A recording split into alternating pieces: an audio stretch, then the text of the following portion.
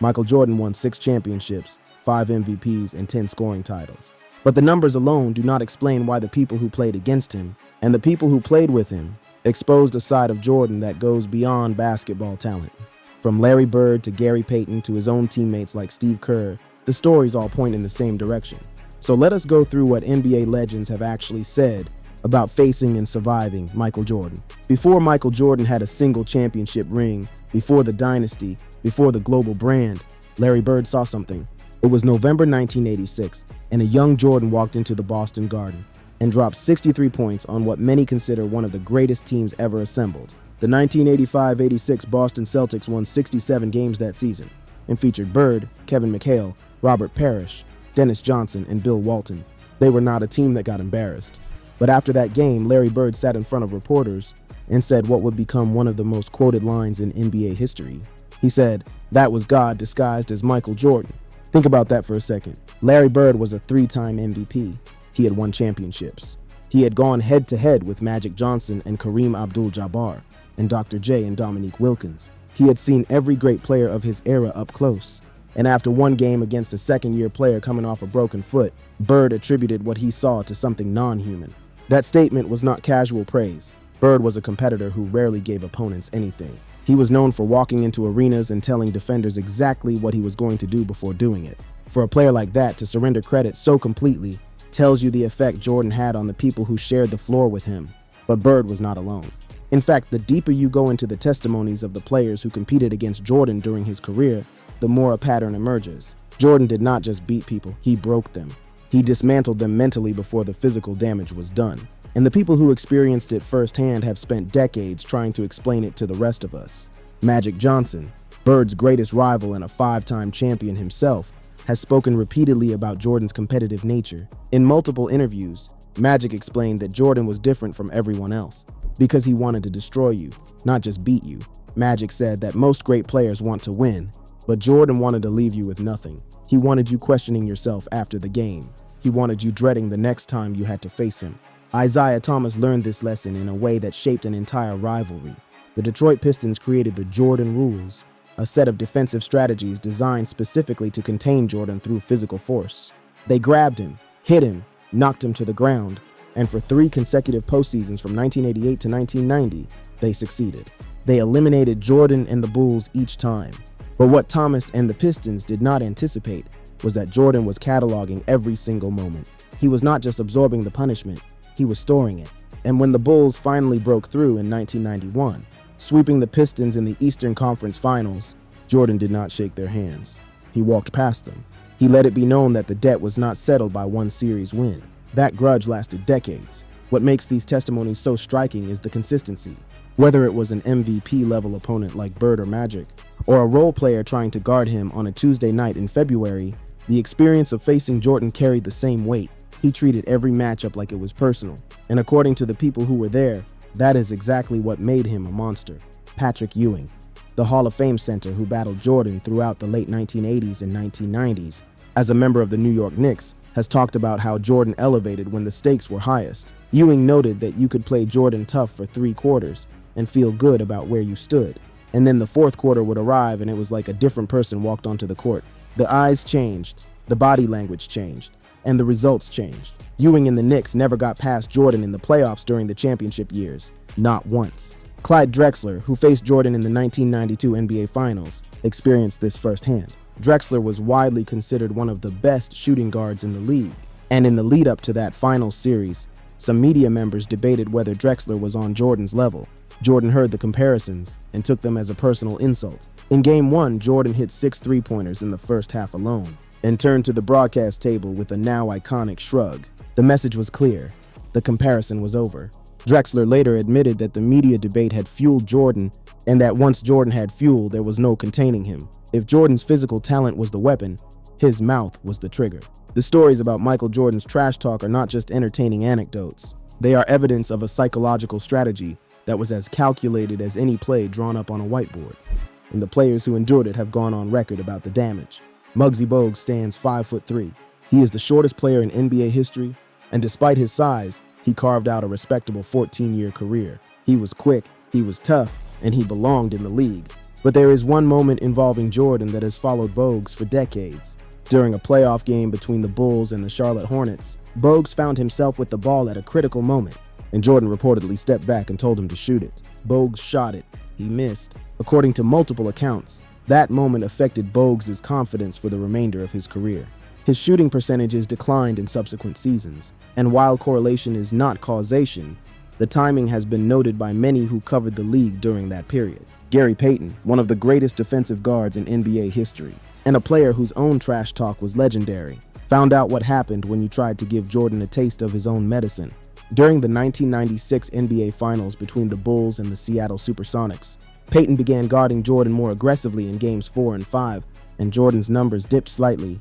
Some people interpreted this as Payton getting in Jordan's head, but Jordan and the Bulls closed out the series in 6 games, and Jordan was named Finals MVP. Payton later acknowledged that while he felt he had some success, Jordan was a different kind of competitor. In various interviews over the years, Payton admitted that talking trash to Jordan was like pouring gasoline on a fire that was already burning your house down. Reggie Miller was another player who fancied himself a trash talker. Miller was fearless, a clutch shooter, and someone who fed off hostile environments. He thrived at Madison Square Garden against the Knicks and loved being the villain. But against Jordan, Miller's bravado ran into a wall. In one particular game, Miller recalled hitting a big shot and turning to talk trash to Jordan, only for Jordan to come down the court and score on the next several possessions. While staring directly at him, Miller has since said that he learned quickly that you do not poke that bear. You just do not. Because Jordan remembered everything, and he used everything. What separates Jordan's trash talk from the typical on-court chatter is that it was not empty. Every word was backed by immediate action. He would tell you what he was going to do, and then he would do it. He would ask a defender if he was ready, and before the defender could answer, the ball was through the net. He would call out specific players by name during games, remind them of past failures, and then add a new failure to the list right there in real time. Dan Majerle, who guarded Jordan during the 1993 finals as a member of the Phoenix Suns, has talked about the experience in interviews. Majerle described how Jordan would narrate the game while playing it. He would tell you the move he was about to make, execute it perfectly, and then look at you like you were supposed to have stopped it. Majerle was a solid defender, an all-star, and a tough competitor, but he said that guarding Jordan was unlike guarding anyone else, because the mental assault never stopped. It was not just during plays. It was during free throws, during timeouts, during dead balls. Jordan was always in your ear. Vernon Maxwell, a guard known for his own toughness and willingness to get physical, once talked about how he tried to get under Jordan's skin during a game, and Jordan responded by scoring the next several baskets while laughing. Maxwell said that the scariest version of Jordan was the one who was smiling at you while dropping 40. Byron Scott, who played for the Lakers and later coached in the NBA, put it plainly. He said that talking trash to Michael Jordan was the worst thing you could do because it gave him motivation, and a motivated Michael Jordan was the most dangerous thing in the sport. Every legend who has shared their story about trying to get in Jordan's head has arrived at the same conclusion. You could not win that battle. The mouth was part of the monster. The opponents had it bad, but the teammates might have had it worse. One of the most consistent themes in every documentary, interview, and biography about Michael Jordan is that his intensity in practice was equal to, and sometimes greater than, his intensity in games. And the stories that have come out from the people who practiced with him every day paint a picture that is difficult to process. Steve Kerr is now one of the most respected coaches in the NBA. He has won multiple championships as head coach of the Golden State Warriors. But before all of that, Kerr was a role player on the Chicago Bulls during the second three-peat. And in the summer of 1995, during a practice, Jordan and Kerr got into a physical altercation that ended with Jordan punching Kerr in the face. According to Kerr, the two were going at it competitively, and things escalated. Jordan hit him. Kerr hit him back. The result, according to Kerr, was that Jordan gained respect for him, and the two became closer. But let that sit for a moment. A teammate had to absorb a punch from Michael Jordan and fight back just to earn his respect. That is not a normal working environment. That is what every former teammate describes as life inside the Jordan experience. Will Perdue, the Bulls' backup center, also got punched by Jordan during a practice. Perdue has talked about this openly, and while he has expressed some understanding of Jordan's competitiveness, the fact remains that this was a recurring theme. Jordan did not see practice as preparation. He saw it as war. If a teammate made an error, Jordan let them know. If a teammate showed a lack of effort, Jordan went after them verbally and sometimes physically. Scott Burrell, who played for the Bulls during the 1997-98 season, became one of Jordan's primary targets. Throughout The Last Dance documentary, Jordan is seen repeatedly riding Burrell in practice, calling him out, questioning his toughness, and pushing him in ways that visibly affected Burrell. Jordan later explained that he was trying to toughen Burrell up to prepare him for the pressure of the playoffs. But watching the footage, what you see is a player being ground down by the most intense competitor in the history of the sport, and being expected to perform better because of it. Horace Grant, a key member of the first three-peat Bulls teams, has been openly critical of how Jordan treated teammates. Grant has said that Jordan was a bully, and that his methods, while they produced results, left psychological scars on people. Grant acknowledged that Jordan made everyone better because nobody wanted to be the target of his wrath, but he questioned whether the ends justified the means. Grant's relationship with Jordan deteriorated over the years, and the tension between them has been a recurring subplot in Bulls history. B.J. Armstrong, who played point guard for the Bulls during the first three-peat, described in interviews the daily reality of being on Jordan's team. Armstrong explained that every single practice was a test, and that Jordan watched everything. If you gave less than maximum effort on a random Tuesday in November during practice, Jordan noticed, and he would use it against you. He would bring it up in front of the whole team. He would question your commitment. Armstrong said that the pressure was relentless, and that while it produced championships, it was not an experience that everyone survived mentally. Scottie Pippen, Jordan's most important teammate and a Hall of Famer in his own right, has had a complicated relationship with Jordan's legacy. While Pippen has praised Jordan's competitive fire, he has also expressed frustration at being overshadowed, and at the way Jordan sometimes treated the people around him. In his memoir Unguarded, Pippen wrote that Jordan's portrayal in The Last Dance was unfair to teammates and glorified Jordan at the expense of the team. The fact that even Pippen, the closest thing Jordan had to an equal on those teams, felt diminished by the experience tells you something about the environment Jordan created.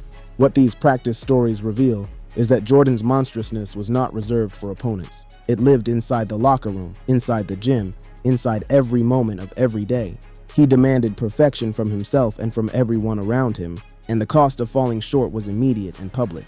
There is a famous meme on the internet now about Michael Jordan taking things personally. It has become a joke, a punchline, a cultural reference. But the meme exists because the reality behind it is so extreme that it borders on absurd. Jordan did not just take things personally. He manufactured reasons to take things personally. And when he had a reason, real or invented, the results were catastrophic for whoever was on the other side. The LeBradford-Smith game is one of the most cited examples. On March 19, 1993, LeBradford-Smith of the Washington Bullets scored 37 points against the Bulls. The story that has circulated for years is that Smith said something to Jordan after the game, something along the lines of "Nice game, Mike." The next night, the Bulls played the Bullets again, and Jordan scored 47 points in the first three quarters before sitting out the fourth. He destroyed Smith and the Bullets so thoroughly that the game was over before the final period even started. Here is the twist. Smith later said he never actually said anything to Jordan after that first game. Jordan may have invented the slight entirely. He fabricated motivation because he wanted to be angry. He wanted a reason to go to another level. And when he could not find one, he created one. This pattern repeated itself throughout his career. Before games, Jordan would scan newspapers for any quote from an opposing player that could be interpreted as disrespect. If a player said their team had a chance, Jordan read that as a challenge. If a player said nothing at all, Jordan interpreted the silence as a lack of respect. There was no escaping it. Anything and everything could be turned into fuel.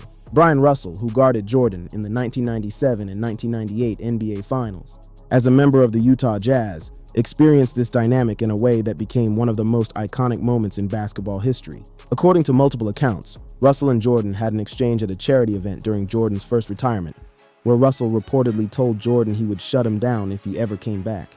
Jordan filed that comment away. He stored it. And when the 1998 Finals arrived and the Bulls were facing the Jazz with a championship on the line, Jordan hit the game-winning shot over Russell in Game 6, the last shot of his Bulls career, over the player who had dared to say he could stop him. Jordan has confirmed that he remembered Russell's comment and that it motivated him during that series. Nick Anderson of the Orlando Magic learned this lesson during the 1995 playoffs. After the Magic eliminated the Bulls in the second round, Anderson said publicly that he did not see the old Michael Jordan, implying that Jordan had lost a step after coming back from his first retirement. Jordan heard those words and let them marinate for an entire year. When the Bulls faced the Magic again in the 1996 Eastern Conference Finals, Chicago swept Orlando in 4 games, and Jordan made it a point to be dominant in every single game. Anderson's comment had been filed, stored, and weaponized. Even coaches were not safe from Jordan's personal vendetta machine. Pat Riley, the legendary coach, found himself on the wrong end of Jordan's memory on multiple occasions. The Knicks under Riley played the Bulls with a physical bruising style that Jordan respected but also resented. Every hard foul was cataloged, every flagrant was remembered, and Jordan made sure that the Knicks never got the ultimate prize during his championship years. Jeff Van Gundy, who coached the Knicks after Riley, once accused Jordan of conning referees and manipulating the league's officials through his stardom. Jordan heard those comments. He always heard the comments. And the Knicks continued to lose to Jordan and the Bulls. What makes this aspect of Jordan so remarkable is the energy required to maintain it. Most people cannot hold a grudge through a single workday. Jordan held grudges across seasons, across years, across decades. He turned the smallest perceived slight into a weapon of mass destruction. And he wielded that weapon with precision that left entire franchises in ruins. The competitive fury that defined Jordan on the basketball court did not stop when he left the arena. According to virtually everyone who spent significant time around him, Jordan competed at everything with the same intensity he brought to Game 7 of the NBA Finals, and the stories about his off-court competitiveness are as revealing as anything that happened between the lines. Jordan's gambling has been well documented. He gambled on golf, on cards, on anything where there was a winner and a loser. Charles Barkley, one of Jordan's closest friends, has talked about how Jordan would stay up until the early hours of the morning gambling, the night before a playoff game, and then go out and drop 40 points. Barkley said it with a mixture of disbelief and admiration. The gambling was not about the money. Jordan had more money than he could ever spend. It was about the competition. It was about finding another arena where he could dominate, another space where winning and losing existed, and placing himself in the middle of it. Richard Esquinas, a businessman and golf partner of Jordan's, wrote a book claiming that Jordan had lost over $1 million to him in gambling on golf. The revelations contributed to scrutiny around Jordan's gambling habits, and even fueled conspiracy theories about his first retirement in 1993. While the NBA investigated and found no evidence that Jordan had bet on basketball, the sheer volume of gambling stories that have emerged over the years speaks to the depth of his competitive compulsion. He could not turn it off. He did not want to turn it off. Ahmad Rashad, the television personality and one of Jordan's closest friends, has shared stories about playing cards with Jordan and how Jordan would refuse to stop playing until he was winning. If he was down, the game continued.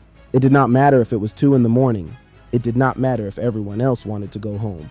Jordan needed to win before anyone was allowed to leave. On the golf course, Jordan's competitiveness was equally intense. Multiple playing partners have described how Jordan would talk trash on the golf course. With the same vigor he brought to the basketball court, he would bet on every hole, every drive, every putt. He would get in your head before you swung the club, and if he lost, he would demand a rematch immediately. But perhaps the most telling stories about Jordan come from the quiet moments, the reflections from players who have had years to process what it was like to compete against him. When you listen to them now, decades removed from the heat of competition, they do not soften their assessments. They do not diminish what they experienced. If anything, the passage of time has made their testimonies more emphatic. Hakeem Olajuwon, who won 2 championships during Jordan's first retirement, has said that Jordan was the greatest player he ever saw, and that competing against him required a level of mental fortitude that most people did not possess. Karl Malone, the second leading scorer in NBA history, lost to Jordan in back-to-back finals, and has spoken about how Jordan elevated in moments when other great players might have been satisfied. Malone was an MVP-level player, a physical specimen, one of the toughest competitors of his generation. And against Jordan, it was not enough. John Stockton, Malone's partner in Utah and the all-time leader in assists and steals, was asked about Jordan during an interview and described him simply as the greatest competitor he had ever seen. Stockton was not a player given to hyperbole. He was measured, precise, and analytical. For him to use that language was significant. Charles Oakley, Jordan's former teammate and one of the toughest enforcers in league history, has said that people do not understand the level of intensity Jordan brought every single day. Oakley said it was not just games, it was not just practices, it was everything. Every card game, every round of golf, every conversation that had any element of competition embedded in it. Jordan had to win. There was no alternative. Losing was not something he processed well, and so he structured his entire life around avoiding it. When The Last Dance documentary aired in 2020, it brought many of these stories to a new generation of fans, and the reaction was split. Some viewers admired Jordan's relentless drive. Others questioned whether the collateral damage was worth it. Jordan himself addressed this in the documentary, and in a rare emotional moment, he said, "Winning has a price, and leadership has a price, So I pulled people along when they didn't want to be pulled. I challenged people when they didn't want to be challenged. And I earned that right because my teammates who came after me did not endure all the things that I endured. He paused, his eyes filled with tears. And then he said something that encapsulated the entire paradox of his legacy. He asked people not to judge him as a villain for wanting to win so badly. He said he just wanted to win, and that everything he did flowed from that singular obsession. The NBA legends who faced him, who played with him, who coached against him, who shared locker rooms and practice courts and poker tables with him, they all arrived at the same conclusion through different paths. Michael Jordan was a monster, not because he was cruel for the sake of cruelty, but because his need to win consumed everything and everyone around him. It consumed opponents, it consumed teammates, it consumed friendships and relationships and any sense of normal human interaction that might have existed outside the lines of competition. And every single one of them, without exception, has acknowledged that they have never seen anything like it before or since. That is why, decades later, the stories keep coming. The legends keep revealing new details, new moments, new evidence of what it was like to exist in the orbit of Michael Jordan. And every story, no matter how small or how dramatic, points back to the same truth.